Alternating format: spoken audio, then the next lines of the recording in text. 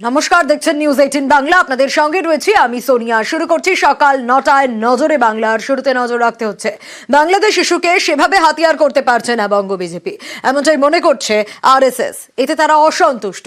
সংঘের মতে বাংলাদেশের সংখ্যালঘু নির্যাতনের বিষয়টি নিয়ে পশ্চিমবঙ্গে সেভাবে প্রচার করতে পারেনি বিজেপি, কলকাতার বাইরে সেভাবে পৌঁছতেই পারেনি। এ নিয়ে বঙ্গ বিজেপির বক্তব্য, নেতারা সদস্য সংগ্রহে ব্যস্ত ছিলেন। এই যুক্তি অবশ্য মানতে নারাজ আরএসএস।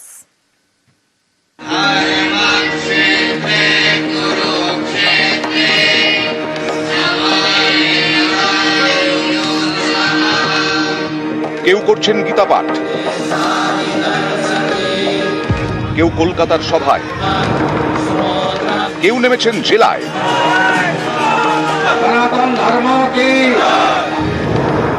এসবকে অবশ্য যথেষ্ট মনে করছে না আরএসএস। তাদের মতে বাংলাদেশে ইস্যুকে সেভাবে হাতিয়ার করতে পারেনি বঙ্গ বিজেপি, এতে তারা অসন্তুষ্ট। আরএসএস এর মতে বাংলাদেশে সংখ্যালঘু নির্যাতনকে হাতিয়ার করে সেভাবে প্রচার করতে পারেনি বঙ্গ বিজেপি, কলকাতার বাইরে জেলায় জেলায় সেভাবে পৌঁছতেই পারেননি পশ্চিমবঙ্গের বিজেপি নেতারা।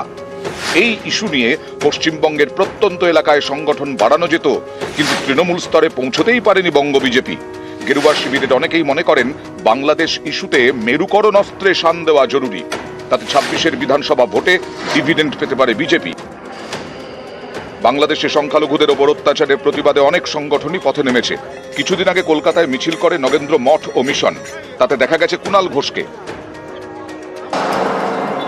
বিজেপিরও একাধিক নেতাকে বিভিন্ন সংগঠনের কর্মসূচিতে দেখা গিয়েছে, কিন্তু কোমর বেঁধে নামতে দেখা যায়নি। বিজেপির বঙ্গ ব্রিগেডের যুক্তি, নেতারা সদস্য সংগ্রহ অভিযানে ব্যস্ত থাকায় বাংলাদেশ ইস্যুতে সেভাবে ময়দানে নামা যায়নি। এই যুক্তি অবশ্য মানতে নারাজ সংঘ।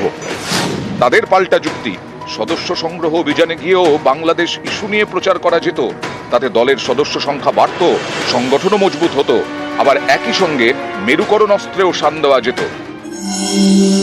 কিন্তু তেমন কিছুই হয়নি। এদিকে 1 কোটি সদস্য সংগ্রহের টার্গেট থেকে অনেক আগেই থামতে হয়েছে বঙ্গ বিজেপিকে। এই পরিস্থিতিতে আগামী জানুয়ারিতে রাজ্যে আসছেন সংঘ প্রধান মোহন ভাগবত। তার আগে বঙ্গ বিজেপির জন্য রাজ্য জুড়ে কর্মসূচি ঠিক করে দিয়েছে আরএসএস।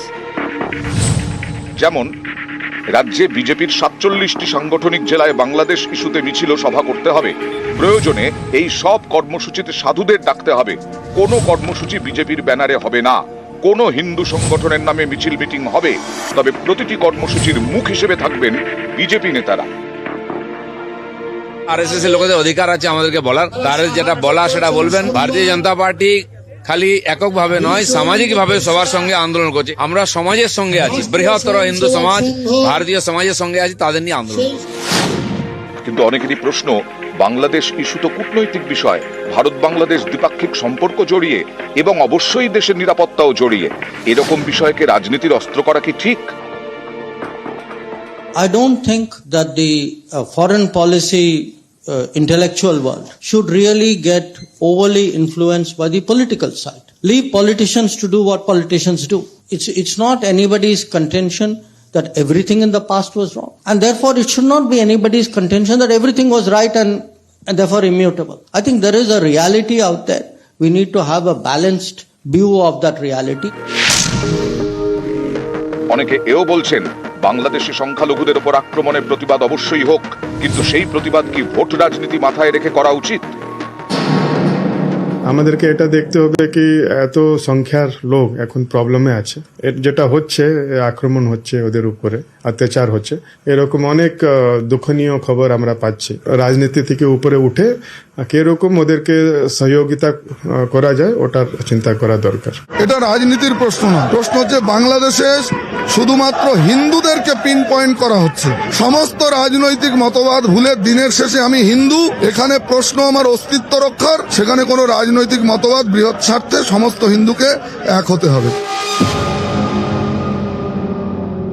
এই প্রতিবাদ স্বতঃস্ফূর্ত প্রতিবাদে কিছু বিজেপি নেতা মনে করেছেন তার সেখানে যাওয়া উচিত বলে তিনি গেছেন তার অন্তরাত্মার ডাকে, কিন্তু বিজেপি কোনো জায়গায় প্রতিবাদ অর্গানাইজ করেনি। আমি চাই এই প্রতিবাদটা দলমত নির্বিশেষে প্রত্যেকটি পশ্চিমবঙ্গের হিন্দু বাঙালি করুক।